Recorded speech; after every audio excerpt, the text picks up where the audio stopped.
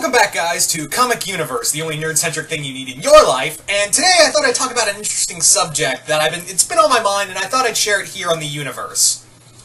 So, with it being it's been several months since Bendis has switched over to DC Comics and left Marvel, and I still see on occasion the occasional comment of, man, Marvel isn't the same without Brian Michael Bendis there. It feels like they lost a big gun. So I decided to talk about, people saying,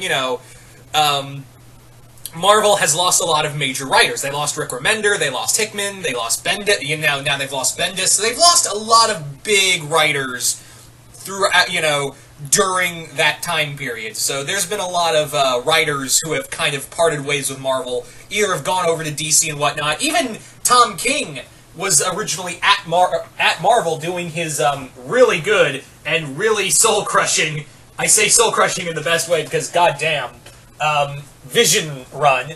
And yeah, we got Tom King now over at DC, killing it on Batman in my opinion. And now we have Bendis on Superman. So a lot of people have been talking about how, is Marvel still Marvel without, Bendis? Bendis was like the heart and soul of Marvel for the longest time. And keep in mind, Bendis did a lot of stuff for the company. Bendis did a shit ton of stuff for the company in question. You had so much with Bendis on those titles. Of course, he's the guy who created Miles Morales. He's the guy who also brought the Avengers back into the main spotlight, where the longest time they had been like, oh, the Avengers. Okay, that's what they'd been like for a long time. So, yeah, Bendis brought them back into the major spotlight. Again, major contribution is him creating Miles Morales, his excellent Ultimate Spider-Man run, and yeah, Bendis did also, of course, his Daredevil run, his his Alias run. He had done a lot for Marvel. And then he'd also done a lot of stuff that wasn't cool with, at Marvel. Of course, the biggest right now in my mind is Civil War 2. Let's also not forget that he blatantly forgets, people's continuity and rejects it and puts it with his own. Bendis had also done a lot of lackluster comics later on in his run. Like, he wasn't even fucking trying anymore. So yeah, that was the thing with Bendis, that it was very clear that he had run out of steam. And I'll get to my thoughts on Bendis on DC in a moment, preferably, him writing both, Superman and Action Comics. But let's get back to the topic at hand. Is Marvel better off without Bendis? I'm going to argue that yes. I personally believe that Marvel is much better off without Brian Michael Bendis there over at DC. Over at Marvel. It's very obvious, especially towards his later series, his later comics, that he had officially run out of steam. He had run out of ideas, and he was just running on fumes. And a lot of his comics, it was very clear, a lot of his comics, it was very clear that he was not even, it was very clear he did not give a fuck anymore. And I'm not just talking about Civil War 2, but that's a clear, obvious point to it. But the major aspect is that, yeah, you could look at a lot of his later titles and say, oh, wow, he's really fallen from graces. So a lot of people have been quoting that, yeah, Bendis was like the heart of Marvel for the longest time. He was like one of those writers where you think, when you think Marvel writers, you think Bendis first and foremost most of the time. But let me argue that I think, Bendis, now that Bendis is gone, and now that we haven't had Remender and Hickman in a long time. They haven't come back, and you can thank Marvel for that BS. But now you have a ton of of new blood writers that are coming in and really, leaving their mark on these comics. They are leaving some serious marks on these comics. And one in particular, I think, is going to replace Bendis. I honestly believe there is one writer in particular that I, honest to God, believe is going to replace Bendis, not just terms in quantity, but also quality. And that person is Donny Cates. Donny Cates came out the fucking nowhere and just wrote up a storm at Marvel. This guy has been mainly known for doing horror comics and a lot of dark science fiction stuff. So Cates is, Donny Cates was like this indie writer who, at the time, his two biggest things were his Image comic God Country, which is an amazing little 6-issue miniseries you guys can pick up. It's amazing. I highly recommend God Country. Also, he had been doing Baby Teeth, which is a story about the Antichrist. It's really another really cool horror comic. And then, out of nowhere, he explodes on the scene at Marvel. And now, keep in mind, he had been doing some stuff with Doctor Strange. He had also been doing some stuff here and there. But then, he got a hold of doing Venom. And admittedly, when I heard the premise of, Venom essentially being like, it's no longer like a planet of symbiotes, there's a god of symbiotes, I was like, I don't know.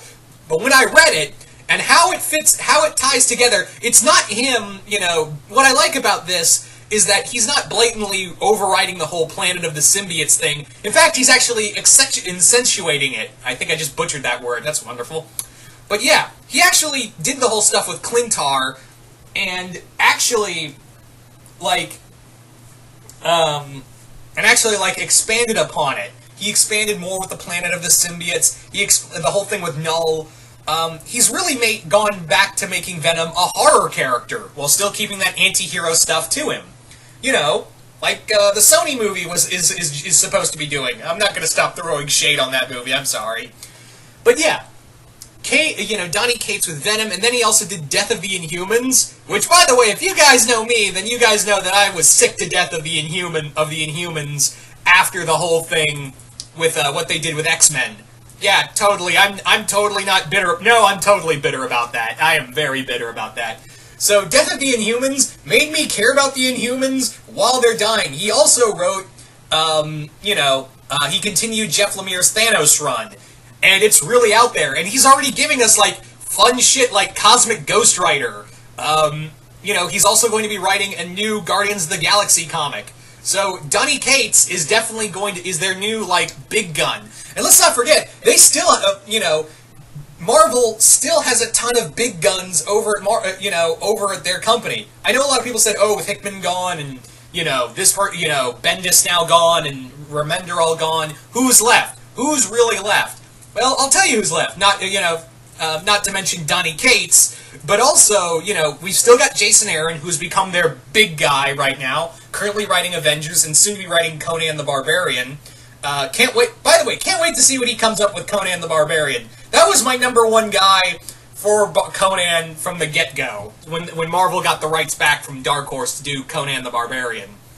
So, I'm really looking forward to that when that comes out in January 2019. Really looking forward to that. And then you've got, you've still got, Jason Aaron, who became their who's now Jason Aaron is now their giant one. Donny Cates is bringing up the rear, but I think Jason Aaron is their new, major big gun. So that's the thing with Jason Aaron. He's really become the big gun as of late. You've also got you still got Cullen Bunn, who's now stopped writing X-Men, but he's still over at Marvel. You've got Cullen Bunn, soon to do As Guardians of the Galaxy, which I'm really interested to see where he goes with that. Cullen Bunn has been around. That guy just won't stop. Cullen Bunn was on 10 different titles, and he was really I'm still going. And Cullen Bunn is he can be really good, in my opinion, or he can miss the mark. But not to the extent of, later Bendis did. So, Cullen Bunn, really good, another really good writer. You've got Kelly Thompson, who's now becoming a rising star. That's another major one, is Kelly Thompson. Kelly Thompson is a rising star over at Marvel. She's becoming a major hit. I have yet to read West Coast Avengers, but I've heard it's really good, despite having a lot of characters nobody really cares for. I might give it a shot. But yeah, Kelly Thompson, I know she's a good writer. I read her Captain Phasma miniseries. Yeah, that shit was dark and awesome. So Kelly Thompson definitely is another major hit, is another rising star. You've also got Ta-Nehisi Coates, who's currently writing Captain America and Black Panther. You still have Mark Waid, yes, but I feel like Mark Waid, recently is I feel like he's becoming like Bendis, where Mark Waid, I feel like he's running out of steam. But I did like what he did with Captain America post Secret Empire. So yeah, I still think Mark Waid still has some stuff in him, but I feel like he's kind of like he's losing some steam here and there. But I don't think he's gotten bad. Let me restate. Mark Waid is one of my favorite writers, so I don't want to sound biased, but I will admit he is losing some steam. But he's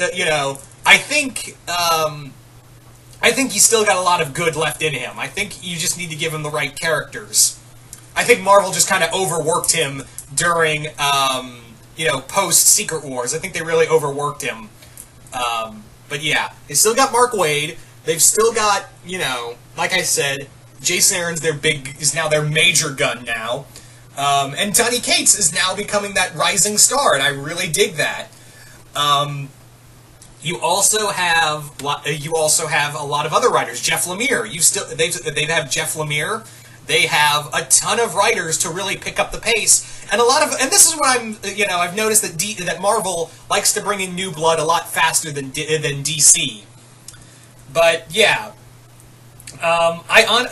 So to answer your question, yeah, Bendis. I think if anything, Bendis with Marvel without Bendis is going to be just fine.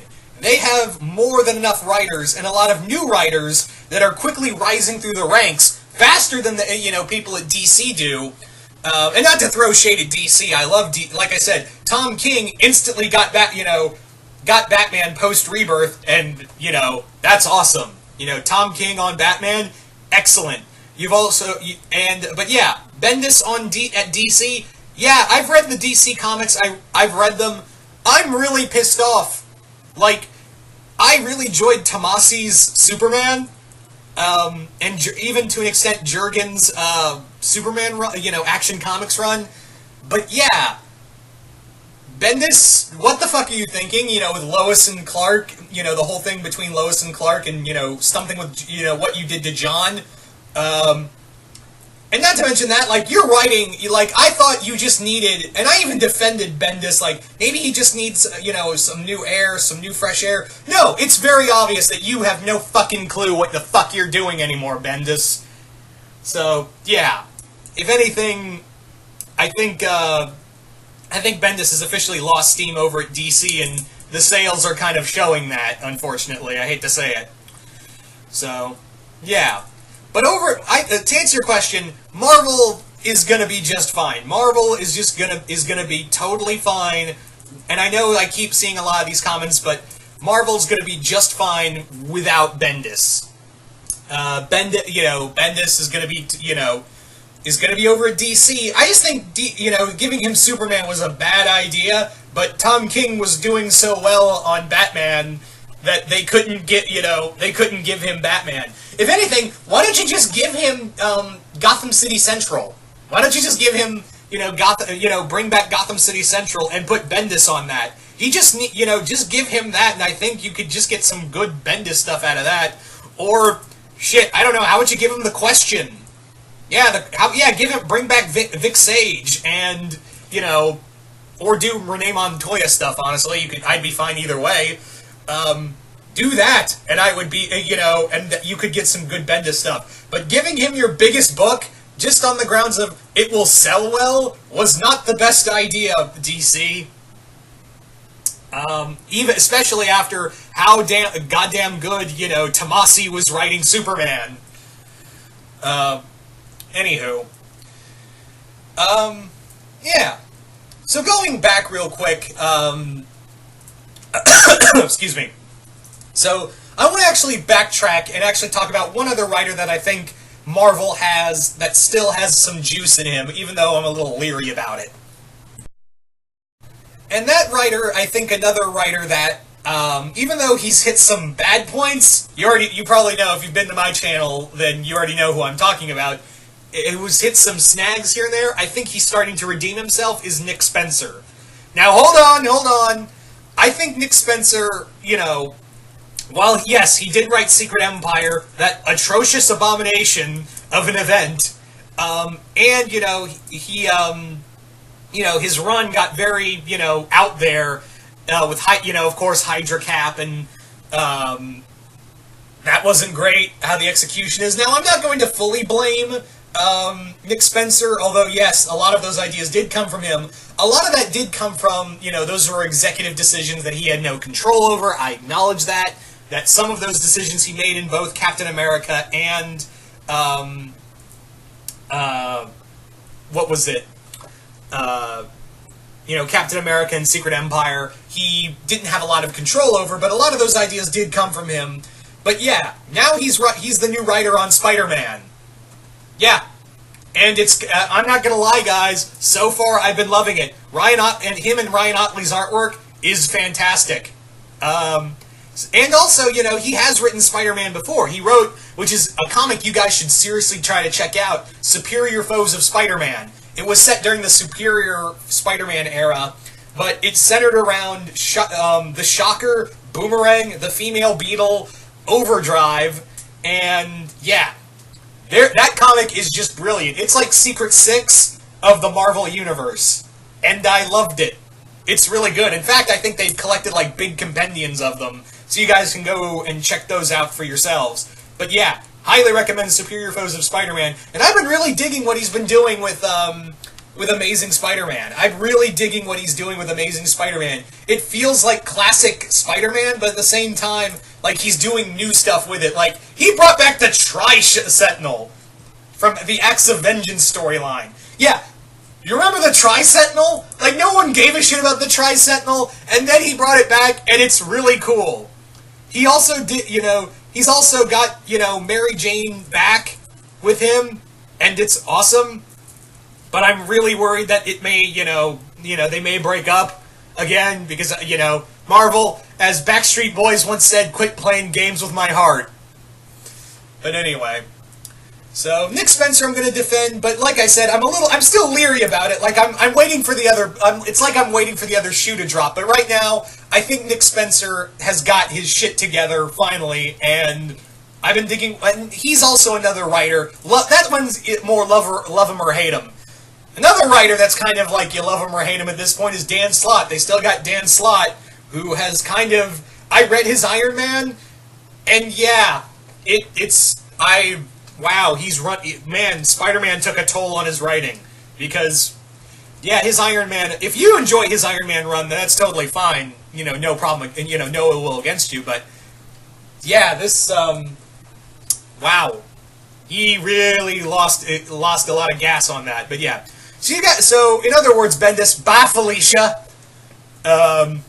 Marvel's going to be just fine. In closing, Marvel's going to be just fine. They've got a lot of new talent that is rising through the ranks like wildfire. So I think they're going to be fine. I honestly think they're going to be fine. And yeah. So you guys tell me in the comments below. What do you guys think? Do you think Marvel's better off without Bendis? And what new writers are you guys really digging? Are you guys digging Donny Cates, Kelly Thompson? Are you still loving what Aaron's doing? Just comment below, let me know. And yeah, once again, see you once more in the universe.